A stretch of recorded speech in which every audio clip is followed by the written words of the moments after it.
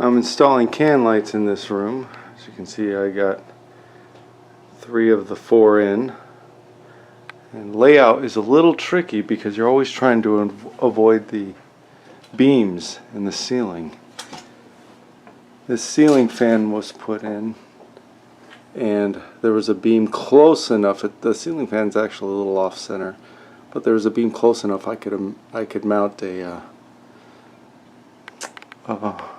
a mount in there, and it attaches right to the beam so that the fan can attach. Otherwise, if your ceiling fan, let's say you had a beam here and a beam here, and it is all empty in the middle, you can get a bracket that goes straight across, and it allows you to attach to both beams, and it's suspended on the bracket. Anyway, there's no way to mount a ceiling fan on a sheetrock. It'll just rip out, if you didn't know that. So I really wanted 6 can lights in here, but the one that would be in the center of the room, there'd be a beam in the way, and because there's a fireplace, I didn't want an off-center light, so instead, in the center here, I'm going to put a small 3-inch eyeball. So it swivels. Let me show you.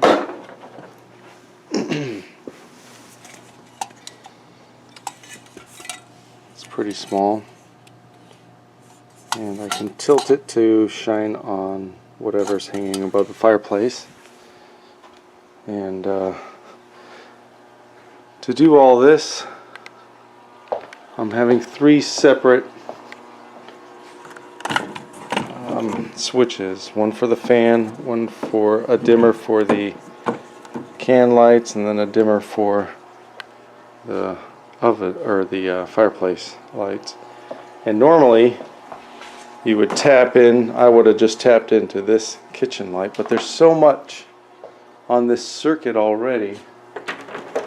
I'll show you here. This is an older box, and there's no slots left here. I can't just put in a new breaker. It's taken over by those. These are all doubled up. This one's it's got to stay. So anyway, somebody once installed a 20 amp for one outlet for using a treadmill. So I'm gonna take that and run the lights on that so I can power it. So hopefully you don't have to get into any of that kind of work, and you can just tap into something like that. Anyway, if you have a ceiling light, it's even easier to do this. So I'm just using regular Romex cable and can lights. These are Halo brand. The other ones that Home Depot or Lowe's has, the cheap ones, are just as good. This is what they call, you know, if you're working on old construction, old work, meaning it's an existing structure and you're going to work around it. These are good. They have these little clips that you push, and it secures it into the hole, and you can get these right up against a beam. So right in there, you can't see it because it's too dark. Well, maybe you can see there's a beam right there, and I can have this really close to the beam, whereas the other housings for the new construction, they take up a little bit more room on the edge, so they're harder to get them exactly where you want them. Well, I had some camera problems, so the rest of this video I'm just going to do a little voiceover. The paper insert inside the can light is a template you can use to trace a hole on the ceiling. Then there's also a red plug inside that you can remove. Inside the connection box there's more instructions, and this light has the connectors already on the wires. So it saves you the hassle of getting those wire connectors. And here's where I'm going to install this new light. You can see there's one power wire, and then there's two other wires that are going to go to power two other lights. To connect the wires, all you do is push it in. It's really simple. That's it. And it's locked in place. That's the ground wire. You can see on these there's room for 3 connections total. One of them is taken up by the light itself. And the power wires just slip into these holes on the side, and they're held in just with a metal piece of metal that kind of pinches it into locking position. The cover goes on really easy on these. It's just a little lever action and a clasp. It's easy if you're not doing it one-handed.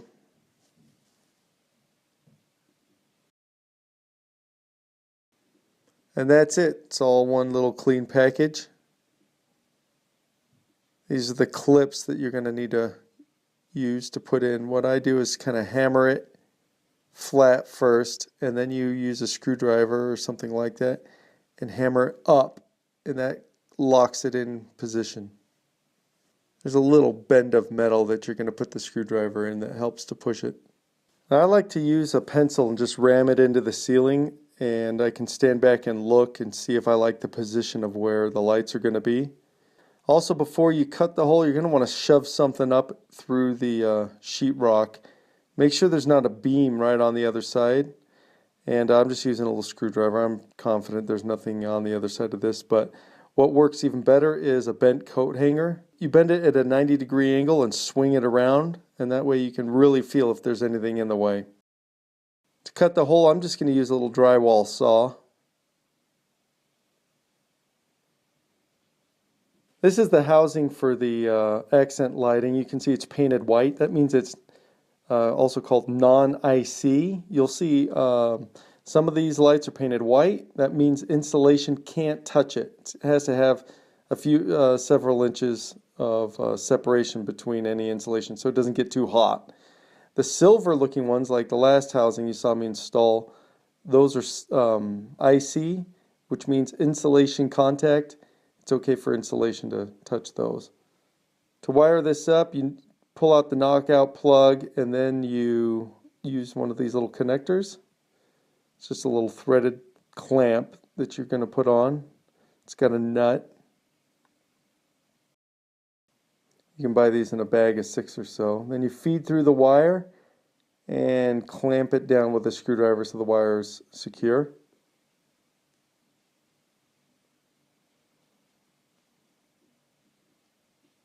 To strip the wire, you can slice the sheathing. Just be careful not to gouge into the insulator on the wires itself.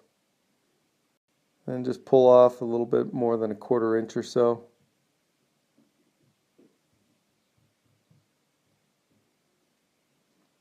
So you're going to cap white to white, black to black, also known as hot. And then cap the ground wire. That's either going to be a bare copper wire or it'll be encased in a green plastic. Then snap the cover in place and you're ready to install. Okay, so this light's going into the ceiling. It's going to daisy chain over to the next second light and then run all the way across the ceiling, down the wall, and tap in, get some power here from this outlet box that we're also installing. So first you feed in the box, the power box, wiggle it in, and carefully and slowly shove it up. It's going to be a real tight fit. And once that's up, these clips kind of work the same exact way. You just push them. So it's just clamping the sheetrock.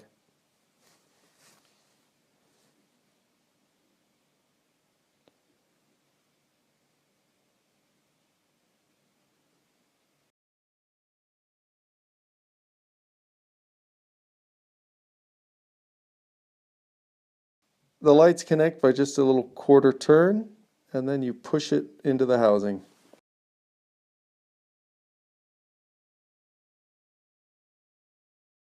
Here's a view of what it looks like in the attic. This is the top of the wall. You can drill right down through in between the studs and feed your Romex cables down there. Now after you drill this, you're going to need some fire foam. It's kind of this orangish pink. You can buy it at hardware stores, and that makes it up to code. Even though these older houses never had this stuff, if you're going to do this, you're going to want to put in that expanding foam. And just in case you're wondering, this is the light that I just installed. I hope that's helped, and have an awesome day.